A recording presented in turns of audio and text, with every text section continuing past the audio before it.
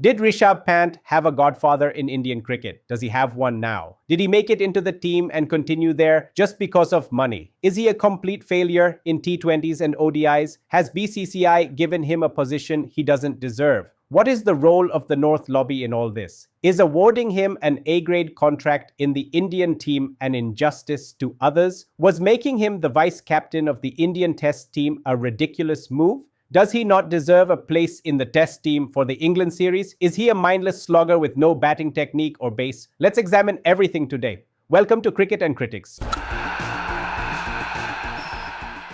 What is it that Rishabh Pant lacked? Born and brought up in a metro city, born with a silver spoon in his mouth, extremely rich parents, relatives with influence in local cricket boards or BCCI, a godfather with power and reach, a coach who could take him by hand to the top from childhood, all kinds of training facilities, and above all, abundant money. What more does a kid who starts playing cricket and dreams of playing for the national team need? Even if not all these, if even one or two of these factors were in his favor, that would have been enough to climb up, right? But Rishabh Pant had none of this, nothing. But Facebook dwellers do not agree, do they? For years now, they've been spreading this Goebbels-like propaganda. What you're seeing here are just a few comments picked randomly from a few posts. Don't you remember my questions at the beginning of this video? The same questions. Depending on each individual's culture and mental clarity, their responses differ slightly. Beyond BCCI, the North Indian lobby, money and influence, the most interesting part is that there are also statistical questions based purely on Pant's performances. They're waiting for just one slip-up from him on the England tour. Just one or two tests or one or two series. If he fails, is Rishabh Pant someone who should be written off? You decide for yourself at the end of this video. Let's briefly go through his journey into and within the Indian team. Pant's family's only source of income was a small school modeled after a tutorial college in Roorkee, which had just 5 classrooms. Realizing that staying in that village wouldn't help fulfill their son's cricket dreams, they first tried to get him a place in junior teams in Rajasthan. After that failed, they decided to move to Delhi. Financially, that decision wasn't easy for the family. His mother took on the responsibility and moved to Delhi with Pant. Finding a place to stay, a way to survive, none of it was easy for them. So, his mother arranged accommodation in a gurudwara. She even started a small canteen there. That was how she managed Pant's stay, his cricket academy expenses, and his education. This hardship was all for him to train under coach Tarak Sinha at the Sonnet Cricket Academy. But even that didn't end their struggles. Pant had to travel more than 6 hours a day from that gurudwara to the academy. From the age of 12, every day at 4 a.m., his cricket journey began. Soon he started gaining attention in the Delhi cricket circuit. After he got into Delhi's under-14 and under-16 teams, they moved closer to Sonnet Academy to give him more time for training. Through all this, only his mother was there with him, giving him strength and support.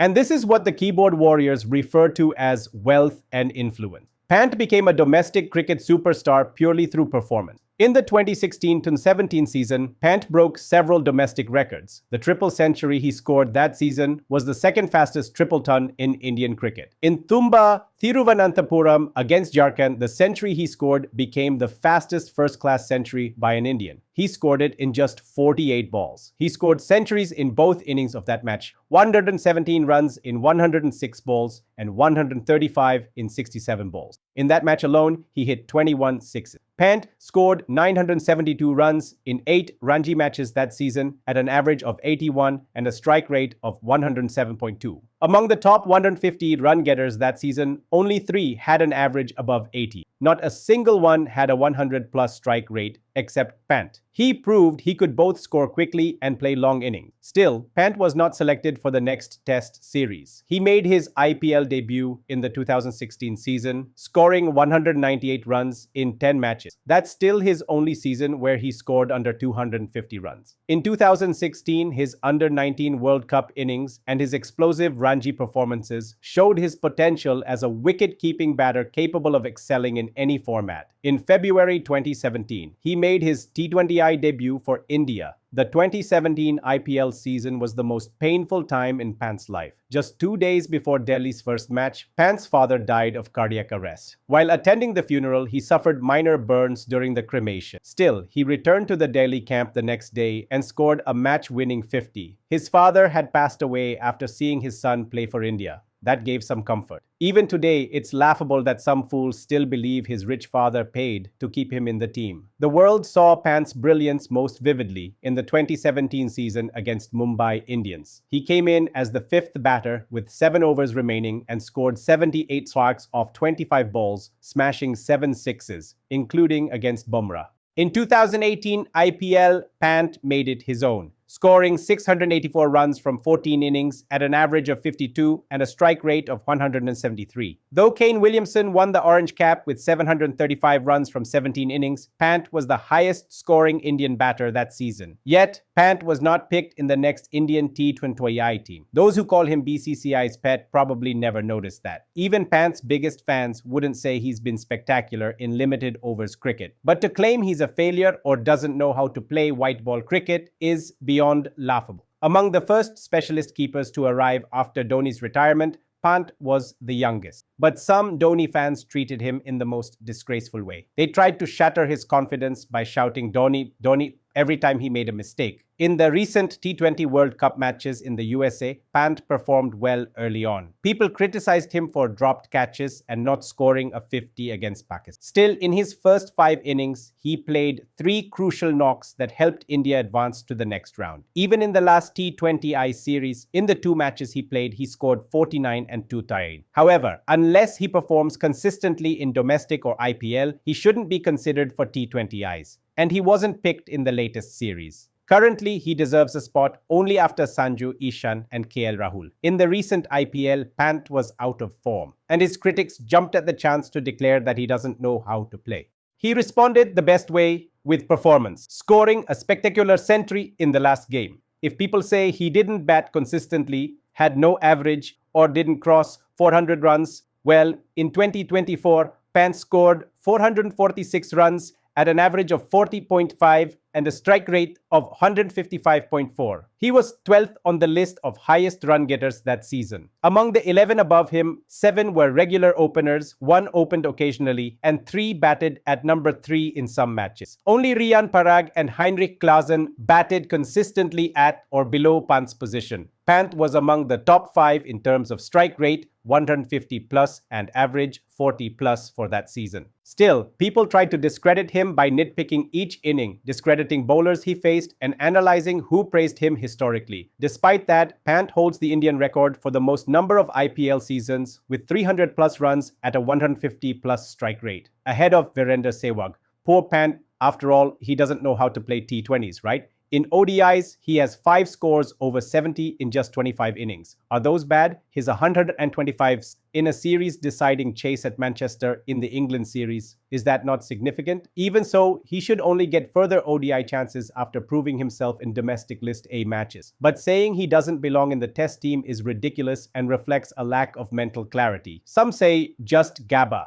Is it just 1 or 2 innings? There's a reason why Gabba is talked about. A team that was playing for a draw was lifted to a historic win by Pant's innings in just a few sessions. He carried India's pride in that series. That's the same reason why Tendulkar's 98 versus Pakistan in the World Cup is more cherished than his double 100 and 100 century. Also has scores of 99, 96 and 92 against the 3 teams he hasn't scored hundreds against. Of the 7 countries he's played against, he has Test hundreds against 4. The other 3 are West Indies, Bangladesh, and New Zealand. In Bangladesh, he scored 93 in the second Test, so nearly made it. If someone asks, how long will old achievements keep him in the team? Let's look at recent stats. India's last Test before the England tour was on Jan 3, 2025. Between Jan 2020 and Jan 2025, despite missing 1.5 years, Pant scored the most Test runs among Indian batters, with 4 centuries and 5 scores in the 90s. Since returning from injury in Sep 2024, in just a few tests till Jan 2025, he already ranked third among Indian batters. From June 2024 onward, in the last 12 months, only Jaiswal has more runs. Pant is second. Even in 2025 alone, India played just one test before the England series, and only Pant scored a 50. Against England, Pant has the most centuries and 50-plus scores among current Indian players. In the last two England series, he scored hundreds. In his last three innings versus England, 50, 146, 57. Even in the last ODI against England, he scored a century. So neither the England team nor English conditions are new to him. Tell me, on what basis should he be dropped? Forget keeper batter. Who's a better batter than Pant in the Indian team? Some common names pop up in comments. Let me just mention two in the context of this England series. One is Shreyas Iyer, brilliant in World Cups, Champions Trophy, IPL,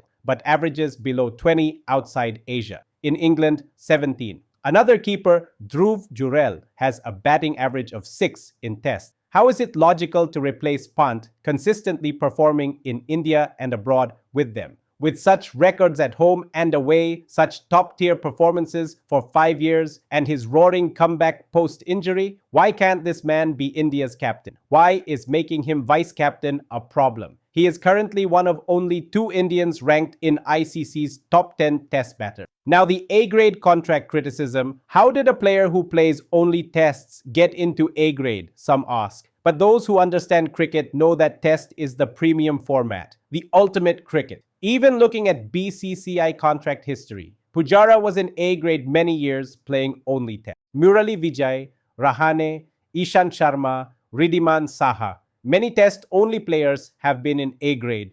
Pant's test record speaks for itself. So why shouldn't he be in A-grade? Now let me mention some things about our media. During the 2023 India-Australia series, a panel of 3 in a leading sports channel discussed Pant is not playing because of the accident. Otherwise, he would have played. This was said just before India's first test after Pant's accident. In the test just before the accident, he scored 93. Top scoring for India. In his last 10 innings before the accident, his average was 73.6. Kohli averaged 18.5. KL Rahul 12.5. Yet this guy felt nothing unnatural about them playing. But he found Pant's inclusion suspicious. That's ignorance. Pant's comeback showed the fighter in him. That kind of knee injury is critical, especially for a keeper. But he returned faster than anyone expected and continued in top form. Even when scoring hundreds and 90s, critics cling to 2 silly arguments. 1. He has no technique. He just swings wildly and the ball finds gaps. 2. He scores in tests only because there are fielders inside the circle, so it's easier to hit over. Against top bowling attacks, where even Kohli struggled, Pant consistently scored centuries across senior conditions. If someone says he has no batting technique, no, they have zero cricket knowledge. The recent New Zealand test, India needed 147 in the final innings. Ajaz Patel and Glenn Phillips strangled the Indian lineup.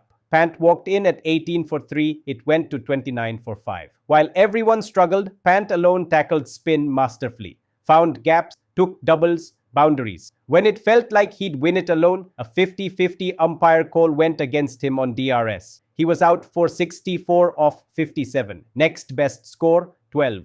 India lost by 25 runs. After the match, even Sachin Tendulkar praised Pant's footwork in a tweet. That alone is a certificate enough. For those who say his keeping is poor, know that Pant holds 2 world records, most dismissals and most catches in a single test match. About field placements. Remember, there is no inner circle in test. The fielding team can put everyone on the boundary if they want. Next time Pant bats, count how many fielders are at the boundary. Now the England series is coming. If he fails, people will forget the entire past year and call for his removal. If he performs, they'll still say he doesn't belong in test or that his runs came from slogging circus shots. If BCCI supports him, it's not due to money or godfathers. It's because people who understand cricket know his value. Even former England Test captains Nasser Hussain and Michael Atherton picked Pant as wicket-keeper in their all-time India-England Test AFN of the 21st century. This list you're seeing is of keepers with 2,500 plus test runs and highest averages. Pant has 2,948 runs. With 52 more, he'll enter the 3,000 plus group.